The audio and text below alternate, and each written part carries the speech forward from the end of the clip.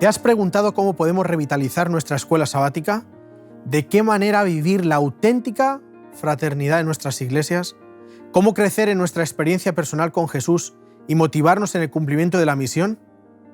Escuela Sabática Viva es un programa de apoyo para la Iglesia que quiere dar respuesta a estas cuestiones. El objetivo es convertir cada clase de escuela sabática en una unidad de acción que practique tres cosas: compañerismo, estudio de la Biblia y que experimente la misión como estilo de vida.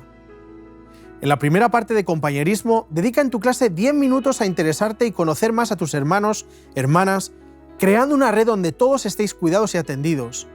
Igualmente, toma algo de tiempo para la oración intercesora por nuestra familia, por vuestra familia e iglesia. Únete ahora a nuestra conversación en el estudio de la Biblia y de la lección de escuela sabática.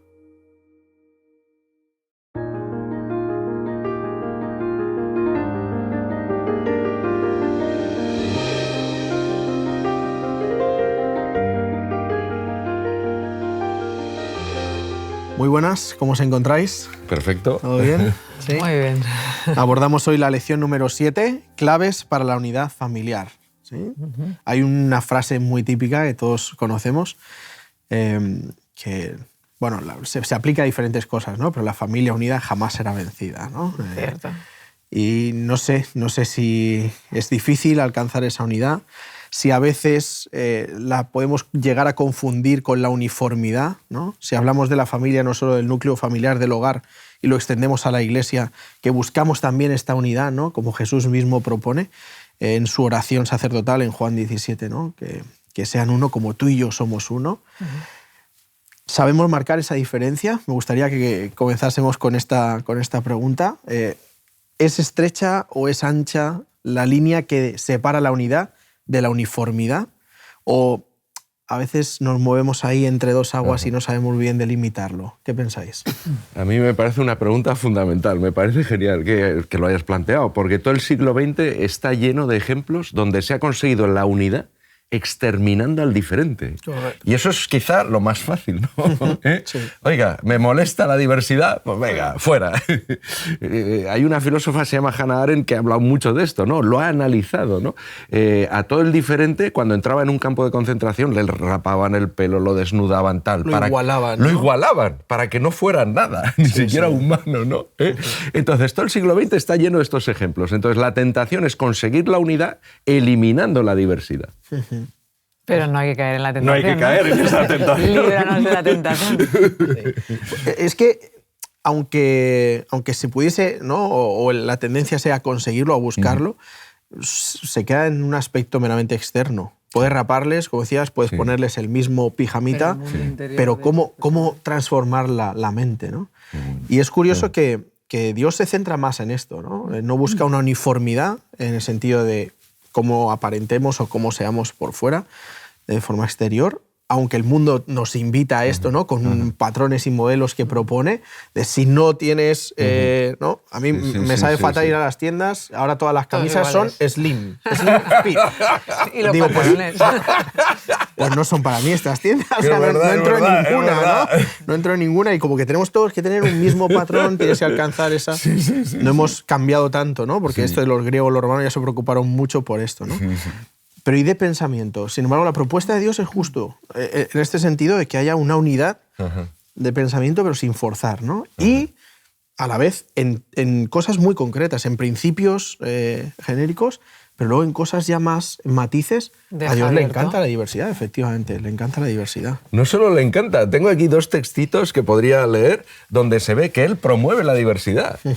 Por ejemplo, 1 Corintios 12:4, ¿no? Está hablando de los dones que puede tener la Iglesia, ¿no? O que tiene la Iglesia. Y dice, hay diversidad de capacidades que Dios otorga y Él activa esa diversidad de capacidades en todos, siendo el propio Dios el que lo hace. Entonces, es un Dios que le encanta la diversidad. Después, Romanos 12, del 4 al 8, ¿no? Así como en un cuerpo tenemos muchos órganos y no todos cumplen la misma función, así nosotros, siendo muchos, formamos parte de un solo cuerpo en Jesús, ¿no? O sea, Él promueve la diversidad. No es que le molesta, es que le apasiona la diversidad. La creación misma es una muestra de eso, ¿no? Quizá la unidad la plantea más en el sentido de objetivos a alcanzar, ¿no? Hablábamos en semanas pasadas la importancia de no poder prescindir de nadie. En la familia todos somos necesarios para alcanzar el objetivo final, porque cada uno aporta lo suyo, ¿no? Su punto de vista. Cada uno tiene cualidades que en un momento dado van a ser requeridas y que va a poder desarrollarlas, ¿no? Ser de bendición, ¿no? Como Claro, esto es. En Efesios, por ejemplo, en el capítulo 4, cuando dice, y habla justamente de esta diversidad de dones, versículo 11, dice que él mismo dio a unos apóstoles, otros profetas, evangelistas, pastores y maestros, dice, a fin de equipar completamente a los santos para la obra del ministerio. Necesita de mucha gente, pero hay una unidad en el objetivo, ¿no? Señor. No hay uniformidad. Todos tenemos que hacer lo mismo, no. Cada uno hace lo suyo, cada uno desarrolla los dones que Dios le ha dado, pero para alcanzar un mismo objetivo. Para los santos, o bueno, completamente preparar a los santos para la obra del ministerio, para la edificación del cuerpo de Cristo, hasta que todos lleguemos a la unidad de la fe, del pleno conocimiento del Hijo de Dios, a la condición de un hombre maduro. Estos son los objetivos para que ser personas cabales, pone aquí. Esto es. Qué bueno, qué bueno. No se puede... A la plenitud, ¿no? Lleguemos a la plenitud de Cristo. Ahí ya ¿no? Manda el tope a un punto muy elevado, ¿sí? ¿A qué hace referencia entonces cuando expresa la lección la idea de debemos ser una familia unida? Quizá hayamos mencionado un poquito, no en ese objetivo a alcanzar, pero porque lo desgranemos un poco, ¿dónde estaría? También veo que vivimos en sociedades que tienen mucho miedo al diferente, ¿no? Y en el modelo de Jesús desaparece ese miedo. Vivimos en sociedades que tienen miedo al inmigrante, miedo a la mujer, a la igualdad de la mujer, miedo, por ejemplo, a gente de otra cultura, de otra raza. Hay un miedo, ¿no? Me van a quitar lo mío, ¿eh? El mensaje de muchos políticos, que te quitan lo tuyo, ¿no? Esto es ahora, ¿no? La realidad emergente es esta, ¿no? A nivel político. Entonces, veo mucho esta idea de que, la diferencia, ojo, te amenaza, la diferencia te amenaza, ¿no? Claro. Y veo en lo que tú has dicho, ¿no? O sea, no solo Dios promueve la diversidad, sino que permite que esa diversidad se coordine para alcanzar un objetivo, que es lo que tú has planteado, ¿no? Entonces, me parece fundamental esa acción de Dios, ¿no? Que me hace ver la diversidad como una fuente de enriquecimiento, ¿no? Así es. No como una amenaza. No como una amenaza, no como una amenaza. A mí me cuesta entender por qué nos cuesta tanto percibir a la raza humana, ¿no? Como una totalidad. De verdad que a veces no me gustaría retrotraerme en el tiempo, ¿no? Y ver cuándo empezó, ¿no? Y empezó pues casi desde el principio, ¿no? Pero me cuesta tanto entender por qué. Porque es que yo cuando conozco a alguien musulmán o cuando conozco a alguien asiático o cuando no conozco a un asiático, conozco a un ser humano, ¿no? Y es emocionante conocer a un ser humano. Me da igual de dónde sea, la costumbre que tenga o no sé. Y me cuesta un poco entender por qué, cómo hemos llegado al punto de ver en el otro tanto la diferencia y no tanto lo que nos une. Lo que nos une, que ¿no? somos seres humanos, tú eres un ser humano como yo y que es circunstancial totalmente que tú hayas nacido en no sé dónde y tengas la cultura que tengas y yo esté aquí y sea como soy, ¿no? Claro. Si pudiéramos hacer algo para que desde pequeñitos mamáramos esa manera de entender el mundo y la gente, tendríamos mucho ganado, creo yo, porque luego, no sé, lo digo por mi diario vivir, ¿no? Te encuentras ya con adolescentes o con gente un poco más formada que cuesta mucho más cambiar eso, ¿no? ¿Cómo podríamos hacer para que eso no fuera así? No fuese así, ¿no? Es cierto que también hoy en día nuestros hijos, ¿no? Están más acostumbrados a que haya esta diversidad, ¿no? Hay muchas culturas que conviven en un mismo espacio y en vez de aprovechar esa situación para fomentar justo lo que estás diciendo ahora, lo que hacemos es, no, como que no, lo nuestro, ¿no? Casillarnos, ¿no? Claro, justamente lo contrario es la propuesta de Dios, ¿no? Esto es, sí, claro, esto es. Sí. La lección habla mucho de egoísmo, ¿no? Que quizá mirar lo tuyo. Mirar lo tuyo, ¿no? El mayor enemigo de la unidad, ¿no? Sí. Es una idea que, a raíz de la lectura, ¿no? Como uno de los mayores peligros o de los mayores ataques a la unidad es el egoísmo. Sí, el egoísmo. Y me gustaría, he visto que Erich Fromm, el del arte de amar, distingue entre amarse a sí mismo y ser egoísta. Dice, el egoísta se ama a sí mismo por sus logros. Qué grande soy, qué consigo, qué tal, qué cual. Sin embargo, el que se ama a sí mismo de verdad, se ama a sí mismo de forma incondicional. Es decir, con todos sus logros, pero con todos sus fallos. Entonces, el egoísta en realidad no se está queriendo a sí mismo, porque el día que no logra cosas, ya se hunde, Claro. ya se destruye, ya pierde su autoestima, su valor, ¿no? Y en esto que estamos comentando yo veo mucho que la gente se siente amenazada. El diferente me amenaza, el diferente me va a destruir, Claro. ¿no? Entonces es un egoísmo mal entendido, ¿no? Sí. Si nos aceptáramos a nosotros mismos con todos nuestros defectos de forma total, ¿no? Incondicional. Y incondicional, gracias. Y eso nos podría llevar a aceptar al diferente también incondicionalmente. Claro. Sin conformismo, ¿no? Sin Como hablábamos conformismo, otras no, veces, no, pero sin conformismo, incondicionalmente. pero incondicionalmente como punto de arranque, ¿no? Ahondando un poco en esta idea del egoísmo, el orgullo, ¿no? ¿Cómo se produjo esa desunión primera en el cielo cuando Lucifer, el ángel que posteriormente cayó, ¿no? Vio a Jesús? Hay una envidia tremenda hacia él. Isaías 14 lo refiere. Él quiso elevar su trono, ¿no? Ahí en el monte, elevaré mi trono y seré igual a Dios, ¿no? Lo que quiero es yo destacar. Y esto, dentro de la unidad que Dios había creado, ¿no? A los ángeles, etc., fue justamente. También es reseñable en el Génesis, cuando hace referencia a la caída, lo primero que provoca en Adán y en Eva es desunión. O sea, el capítulo 3 de Génesis, cuando se da la conversación donde Dios le pregunta, ¿dónde estás tú? ¿no? En el capítulo 3, versículo 10, leo: oí tu voz en el huerto, tuve miedo porque estaba desnudo y me escondí. ¿Quién te enseñó que estabas desnudo? ¿Has comido del árbol? Y el hombre respondió enseguida, la mujer que me diste por compañera me dio el árbol y comí. Qué curioso, ¿no? Hablábamos hace unas semanas que por amor que había hecho él. Por amor había dicho, cedido. No quiero quedarme solo, ¿no? El miedo a la soledad que hablábamos en semanas pasadas. Y ahora enseguida, la mujer que me diste, ¿no? La desunión, el egoísmo lleva justamente a esto, el buscar lo tuyo.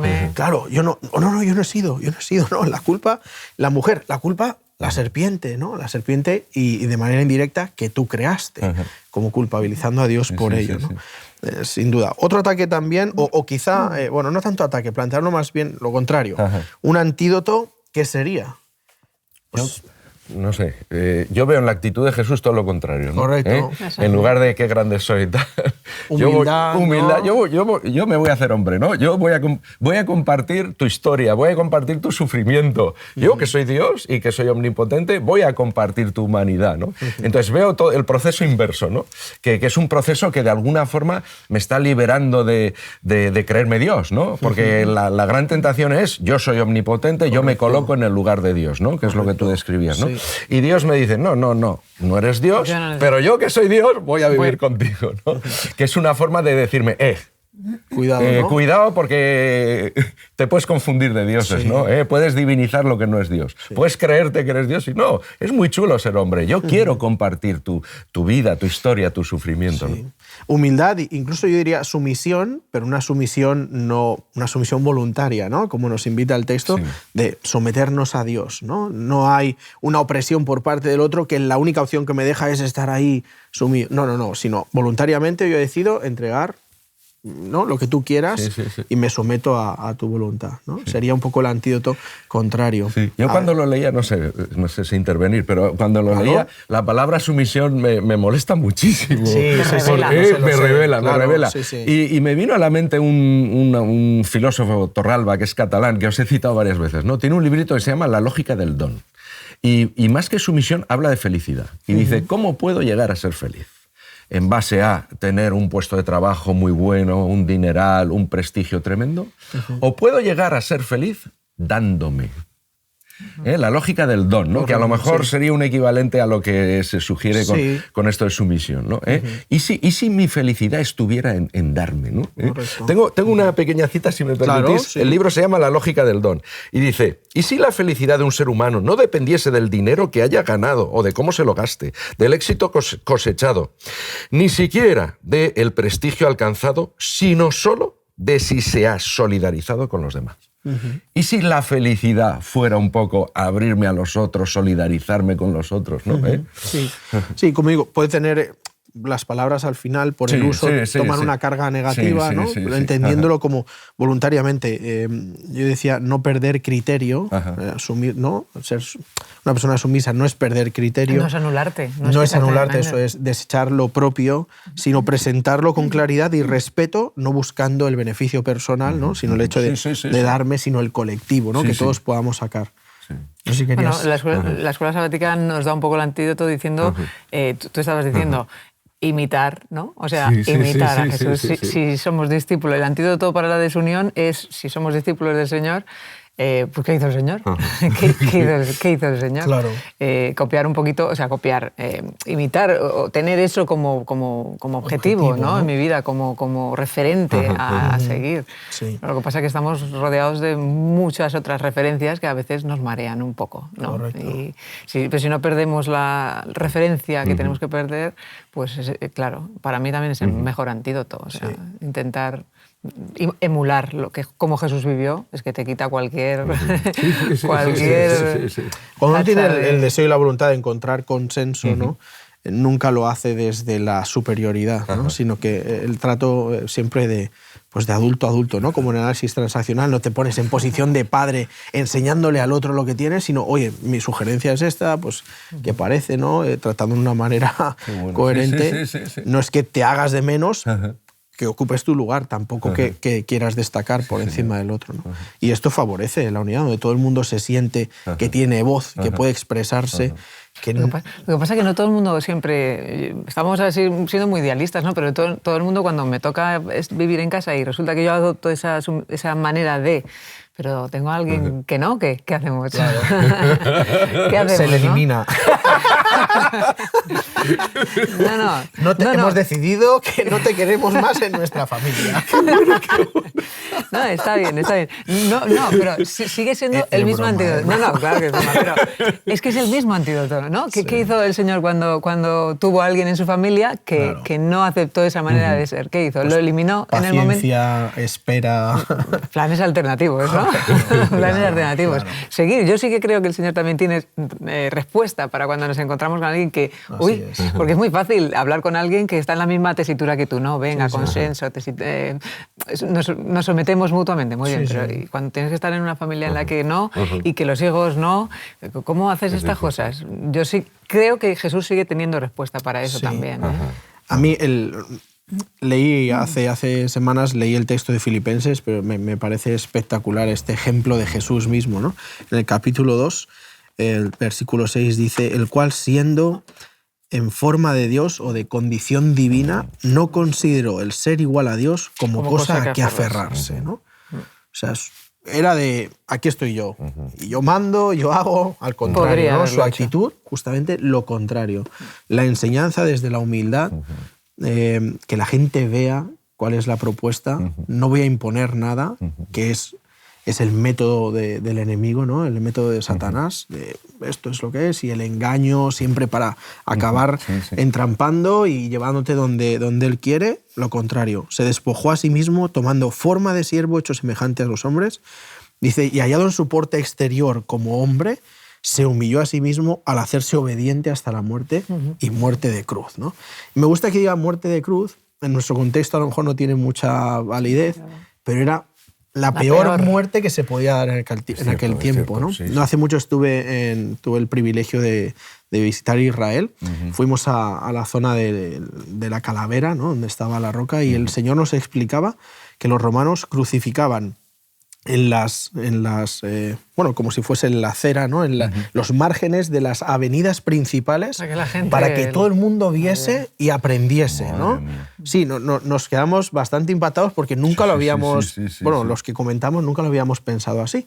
Justo de ejemplo para esto, ¿no? Y que el texto diga muerte y de la peor que se podía, ¿no? Muerte de cruz. Como más humillación no pudo tener. Sin embargo, lo asumió. Y qué potente ejemplo después, ¿no? Qué mensaje tan potente para nosotros. Yo quería comentar un ejemplo que a mí me hizo... No me acuerdo quién, la verdad, me quedé con el ejemplo, pero que nos presentó que esto de la unidad, si pudiéramos tener en mente siempre la imagen de una rueda de bicicleta. Tú ten en mente una rueda de bicicleta con un montón de radios, ¿vale? ¿cuándo están los radios más juntitos? ¿Cuándo están más cerca? ¿Cuánto? Visualmente, sí. A mayor velocidad, ¿no? No, me refiero a que los radios de una rueda en el están centro, más ¿no? juntitos Sí. Cuando están en el centro, Sí, ¿no? claro. Entonces nos hacía pensar que una rueda de bicicleta, el centro es Jesús, ¿no? Si cada radio, que seríamos nosotros, ¿no? Si cada radio estuviéramos más cerquita del centro, más cerquita los unos de los otros estamos, ¿no? Así es. Que a veces también nos mareamos mucho con... Cuando tú has dicho lo de darse, siempre pienso lo mismo, ¿no? Que tampoco puedo encontrar en darme la utopía de ser feliz, ¿no?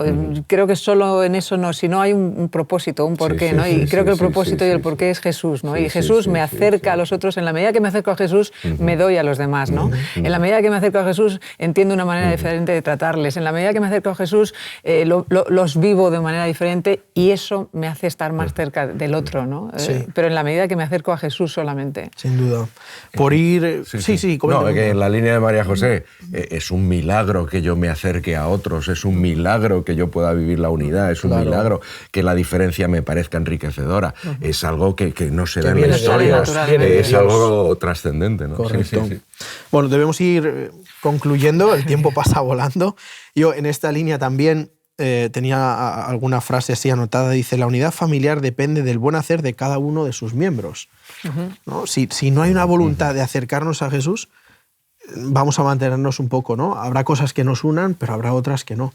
Si hay voluntad de todos, ¿no? Estamos posicionados como los radios, ¿no? Cada uno en una esquina de la habitación y Jesús en el centro, y todos decidimos acercarnos, inevitablemente nos acercaremos entre nosotros, ¿no? Y hay una cita de Elena de White que dice: el secreto de la verdadera unidad no estriba en la diplomacia, ni en la administración, ni en esfuerzos sobrehumanos, sino en la unión con Jesús, ¿no? Esfuerzos sobrehumanos, no. Diplomacia, hay gente que es muy diplomática, tiene habilidades muy buenas para generar un consenso, pero no estriba en esto, ¿no? Ni en la buena administración, sino en la unión con Jesús. Esto vale para la familia, esto vale para la iglesia, esto vale para el trabajo, esto vale para cualquier sitio, ¿no? Para cualquier lugar. Cierto. Y una última frase por mi parte, luego tenemos tiempo para que vosotros también aportéis alguna idea final. La unidad familiar favorece el crecimiento individual, crecimiento hacia Jesús para ser una mejor persona con los míos y con los demás, ¿no? Que la unidad familiar verdaderamente sea esto, ¿no? Que favorezca el que yo sea mejor persona para mi hogar, pero también para aquellos que me rodean. Yo lo había resumido, si me permites, claro. Había dicho, porque la lección apunta un poquito en malos usos que hemos hecho a veces de textos bíblicos para pegar biblazos, ¿no? De eso que digo yo, ¿no? Entonces yo decía, cuando se abusa de las Escrituras, tarde o temprano se acaba abusando de algún ser humano. ¡Qué bueno! Cuando se abusa de las Escrituras, tarde o temprano Y acercarse a Jesús es acercarse al otro, ¿no? O sea, en esas dos había hecho el resumen de la... Muy bueno. Bueno, yo simplemente otro detalle, lo de Fromm, la idea de Fromm, ¿no? Puedo ser muy egoísta y amarme muy mal y destrozarme con mi egoísmo, y puedo amarme a mí mismo de una forma que me permita ser mejor, que sea más, me permita ser más humano, me permita ser más solidario, etc. Sí. Bueno, pues yo agradezco mucho a Dios que, aunque somos diferentes, tenemos un no mismo solo sentir, físicamente, ¿no? Y al final en nuestro centro está la palabra de Dios, está Jesús, ¿no? Y esto nos ayuda y aportamos con estas conversaciones. Así que de nuevo os agradezco vuestra participación y el que hayamos podido disfrutar de esta conversación juntos. Es mutuo, es mutuo. En la tercera parte de la Escuela Sabática Viva, usa 10 minutos y analiza cómo podemos aplicar lo estudiado. ¿De qué manera puedes compartir tu esperanza con otras personas? Animamos a cada unidad de acción a tener una experiencia más allá del sábado, a crear vuestro propio proyecto misionero y a reuniros en casas para orar y crear lazos de amistad. Gracias por acompañarnos hasta aquí y querer que tu escuela sabática sea un proyecto de vida. Nos vemos la semana que viene.